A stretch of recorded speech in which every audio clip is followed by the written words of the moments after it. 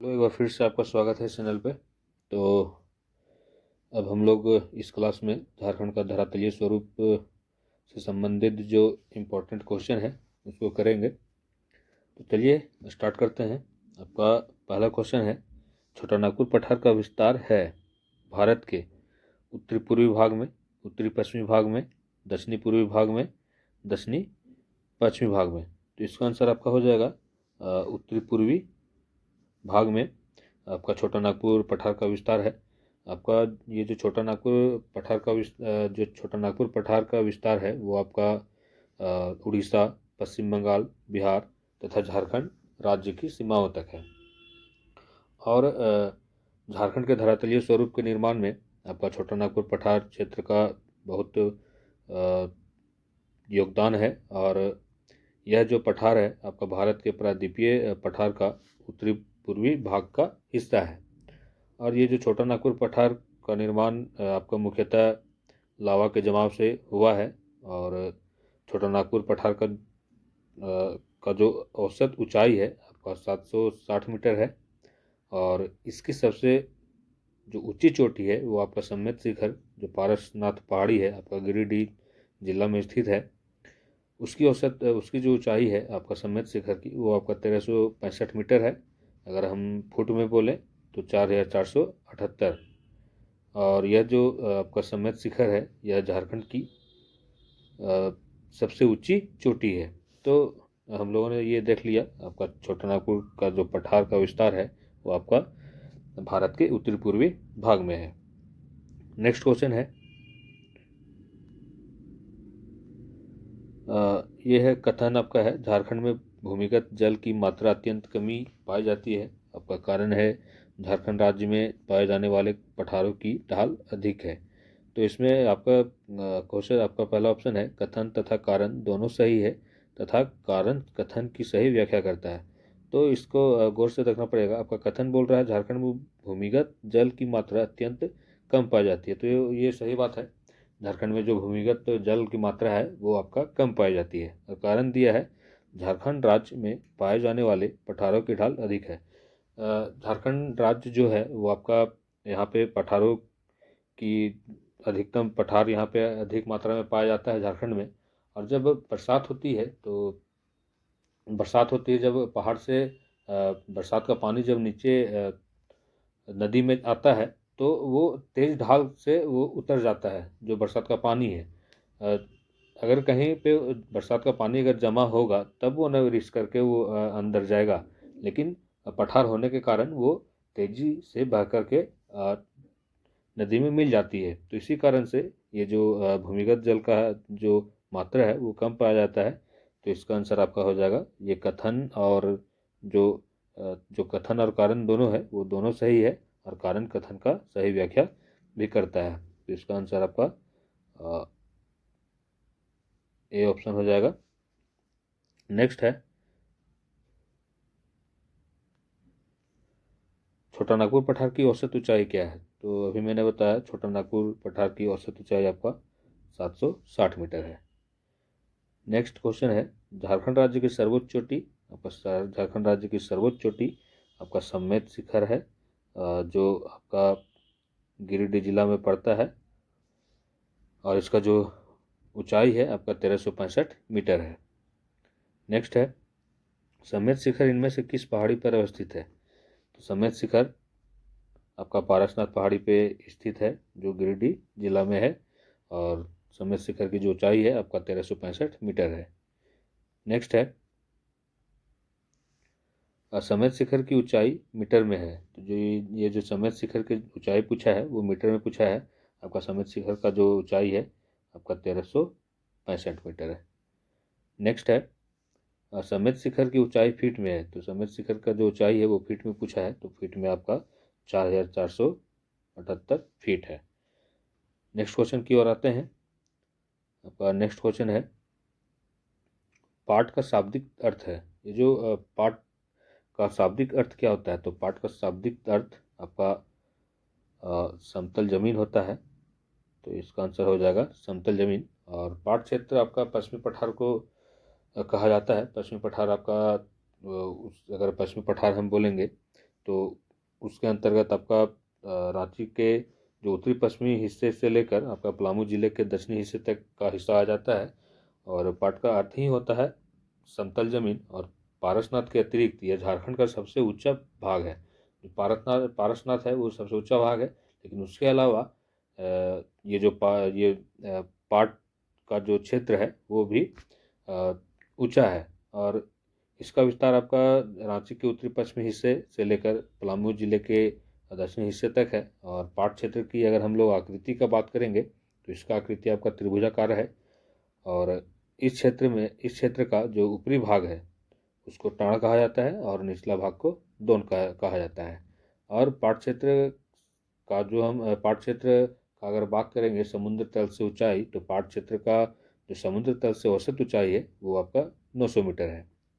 और झारखंड के सबसे ऊंचे पाट, मतलब अगर क्वेश्चन पूछ देगा सबसे ऊंचा पाट तो आपका नेतरहाट पाट हो गया, आंसर हो जाएगा। और अगर सेकंड पूछेगा तो गणेशपुर पाट हो जाएगा। और पाट क्षेत्र के जो प्रमुख पहाड़ियाँ हैं वहाँ पे पहाड़ियाँ जो प्रमुख है वो आपका सानू एवं सराव की पहाड़ियाँ है। और पाट क्षेत्र में ही आपका उत्तरी कोयल, शंख आदि नदियों का उद्गम स्थल भी है। तो हम लोगों ने ये पाट का शाब्दिक अर्थ होता है समतल जमीन। नेक्स्ट क्वेश्चन है, झारखंड के पाट क्षेत्र की भौगोलिक आकृति किस प्रकार है? तो अभी मैंने बताया झारखंड के जो पाट क्षेत्र की आकृति है वो आपका त्रिभुजाकार है। तो नेक्स्ट क्वेश्चन है, पाट क्षेत्र में ऊपरी भाग को क्या कहा जाता है? तो पाट क्षेत्र में ऊपरी भाग को टाण कहा जाता है। नेक्स्ट है, पाट क्षेत्र के निचली भाग को क्या कहा जाता है? तो पाट क्षेत्र के निचली भाग को दोन कहा जाता है। नेक्स्ट है, झारखंड के पाट क्षेत्र की समुद्र तल से औसत ऊंचाई क्या है? तो झारखंड ये जो पाट क्षेत्र है जिसको हम लोग पश्चिम पठार के नाम से भी जानते हैं, तो इसका औसत ऊंचाई आपका 900 मीटर है। तो इसका आंसर आपका हो जाएगा 900 मीटर। नेक्स्ट है, इनमें से कौन सा झारखंड राज्य का सबसे ऊंचा पाट है? तो सबसे ऊंचा पाट आपका नेतरहाट पाट, उसके बाद गणेशपुर पाट और उसके बाद जमीरा पाट। नेक्स्ट क्वेश्चन है, झारखंड का दूसरा सबसे ऊंचा पाट क्षेत्र कौन सा है? तो सबसे ऊंचा पाट आपका नेतरहाट, और सेकंड अगर पूछ देगा तो वो गणेशपुर पाट हो जाएगा। नेक्स्ट है, इनमें से कौन सी पहाड़ी झारखंड के पाट क्षेत्र से संबंधित है? तो इसका आंसर आपका हो जाएगा सानू पहाड़ी स्थित है और सराव पहाड़ी स्थित है, तो उसमें से दोनों। नेक्स्ट है, निम्न में से कौन सी नदी पाट क्षेत्र से निकलती है? अगर हम लोग ये पाट क्षेत्र से जो निकलती है वो नदी का अगर हम लोग इसमें बात करेंगे तो आपका ऑप्शन दिया है शंख, सोन। ये जो सोन नदी है ये आपका अमरकंटक से निकलती है। अमरकंटक से निकल कर आपका गढ़वा जिला में प्रवेश करती है और फिर बिहार होते हुए गंगा में प्रवेश कर जाती है, मिल जाती है। और ये जो स्वर्ण रेखा नदी है ये आपका रांची के नगरी स्थान से निकलती है। और ये जो अजय नदी है ये आपका बिहार के मुंगेर जिला से निकलती है और फिर देवघर होते हुए ये झारखंड में बहती है।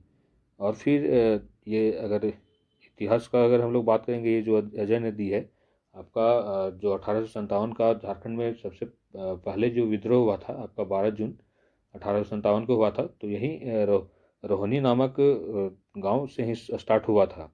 और रोहनी जो गांव है वो आपका देवघर जिला में पड़ता है। और रोहनी जो गांव है वो अजय नदी के किनारे ही वो रोहनी गांव है।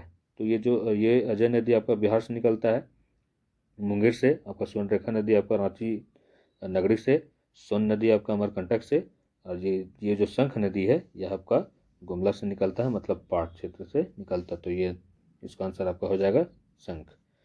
नेक्स्ट क्वेश्चन है, रांची पठार की आकृति है, जो रांची पठार की आकृति अगर हम लोग झारखंड का जो भौगोलिक आकृति है वो भी आपका चतुर्भुजाकार है। फिर आप लोग ये अभी देखे होंगे ये पाट क्षेत्र का जो ये था आकृति था वो त्रिभुजाकार है। और झारखंड का भी जो आकृति है वो भी त्रिभुजाकार है। तो ये जो रांची पठार की आकृति है वो आपका चकोर है, तो इसका आंसर हो जाएगा चकोर। नेक्स्ट है, इनमें से किस जलप्रपात का निर्माण रांची पठार से निकलने वाली नदियों द्वारा हुआ है? तो रांची पठार से आपका पहला ऑप्शन है जोन्हा जलप्रपात, हुंडरू जलप्रपात, दसम जलप्रपात, उपयुक्त में से सभी। तो आपको पता होगा जोन्हा जलप्रपात रांची में ही है, जोन्हा जलप्रपात होगा रांची में है, हुंडरू जलप्रपात भी रांची में है, दसम जलप्रपात भी रांची में है। और ये जो हुंडरू जलप्रपात है ये आपका स्वर्णरेखा नदी पे है और इसका जो हाइट है आपका 98 मीटर है। और ये जो जोन्हा जलप्रपात है इसको गौतम धारा जलप्रपात के नाम से भी जाना जाता है और यह राढ़ू नदी के किनारे यह जो जलप्रपात है स्थित है। और राढ़ू नदी आपका स्वर्णरेखा की ही सहायक नदी है। अब ये दसम जलप्रपात ये भी रांची में है और यह जो जलप्रपात है यह आपका कांची नदी पे स्थित है। और ये जो कांची नदी भी है ये स्वर्णरेखा की ही सहायक नदी है। तो इसका आंसर आपका उपयुक्त में से सभी हो जाएगा। नेक्स्ट क्वेश्चन है, ऊपरी हजारीबाग का पठार के बारे में इनमें से कौन सा कथन सत्य नहीं है? तो अगर हम लोग रांची पठार का अगर हम लोग बात करेंगे तो ये जो रांची का पठार है वो झारखंड का सबसे बड़ा पठारी भाग है। और रांची पठार का समुद्र तल से औसत जो ऊंचाई है वो आपका 600 मीटर है। और रांची पठार की जो आकृति है वो चौकर है। और इस पठारी क्षेत्र से निकलने वाली नदियां पठारों के किनारों पर ढाल के कारण जलप्रपातों का निर्माण करती है, जिसमें से प्रमुख आपका जलप्रपात आपका हो गया बूढ़ा घाघ, लोधा घाघ, हुंडरू, दसम, जोन्हा, गौतम धारा आदि प्रमुख है। तो ये रांची का पठार के बारे में हो गया। अब हम लोग आते हैं 19 नंबर क्वेश्चन में, ऊपरी हजारीबाग का पठार के बारे में इनमें से कौन सा कथन सत्य नहीं है? तो हम लोगों को हजारीबाग का पठार के बारे में कुछ जानना जरूरी है। ये जो हजारीबाग का पठार है यह आपका दो हिस्सा में दो भाग में बढ़ जाता है, एक ऊपरी हजारीबाग का पठार और एक निचला हजारीबाग का पठार। अगर हम लोग ऊपरी हजारीबाग का पठार के बारे में बात करेंगे तो इसका विस्तार आपका रांची पठार के समानांतर हजारीबाग जिले में है। ये जो ऊपरी हजारीबाग का पठार है वो आपका पहले रांची पठार के ही रांची पठार में ही मिला हुआ था, लेकिन भूतकाल में ये यहाँ पे ये जो दामोदर नदी घाटी के कटाव के कारण यह अलग हो गया और इसको जानना जाने लगा ऊपरी हजारीबाग का पठार के नाम से। तो और यह जो इस पठार के जो समुद्र तल से ऊंचाई है आपका जो ऊपरी हजारीबाग का पठार है वो आपका 600 मीटर है। अगर हम लोग निचला हजारीबाग का पठार का बात करेंगे तो यह हजारीबाग जिले के उत्तरी भाग में विस्तृत झारखंड का न्यूनतम ऊंचाई वाला पठारी क्षेत्र है और छोटा नागपुर की बाहरी हिस्से में अवस्थित होने के कारण इसे बाह्य पठार भी कहा जाता है। और इस क्षेत्र में गिरिडीह के पठार पर बराकर नदी की घाटी के निकट पारसनाथ की पहाड़ी स्थित है, जिसकी जो ऊंचाई है वो आपका 1365 मीटर है। तो इसका अगर हम लोग आंसर देखेंगे तो ऊपरी हजारीबाग का पठार के बारे में इनमें से कौन सा कथन सत्य नहीं है? यहाँ पे सत्य नहीं पूछा है। पहला ऑप्शन है इस पठार का निर्माण रांची पठार के समानांतर हुआ है, बिल्कुल सही है। दामोदर नदी द्वारा कटाव के कारण यह पठार भूतकाल में रांची पठार से पृथक हो गया, यह भी बिल्कुल सही है। और इस पठार की समुद्र तल से औसत ऊंचाई लगभग 2000 मीटर है, तो ये आपका गलत हो गया, लगभग इसका औसत ऊंचाई 600 मीटर है। नेक्स्ट क्वेश्चन है, निचला हजारीबाग पठार के बारे में इनमें से कौन सा कथन सत्य है? यहाँ सत्य पूछा है। तो इस पठार की अवस्थिति हजारीबाग जिले के उत्तरी भाग में है, ये बिल्कुल सही है। इस पठार को बाह्य पठार के नाम से भी जाना जाता है, ये भी सही है। गिरिडीह का पठार निचला हजारीबाग पठार क्षेत्र में ही अवस्थित है, ये भी सही है। तो ये आपका उपयुक्त सभी कथन सही है। नेक्स्ट क्वेश्चन है, गिरिडीह के पठारी क्षेत्र का संबंध इनमें से किस नदी घाटी से है? सोन नदी घाटी, ये जो सोन नदी घाटी है आपका अमरकंटक से निकलती है और गढ़वा होते हुए बिहार में बहती है हुई और गंगा में मिल जाती है। ये जो स्वर्णरेखा नदी है ये आपका रांची के नगड़ी से पिस्का मोड़ से वहाँ पे नगड़ी है, नगड़ी नामक स्थान है, तो वहीं से निकलती है। बराकर नदी आपका हजारीबाग से निकलती है और उत्तरी कोयल नदी आपका यह भी रांची से ही निकलती है।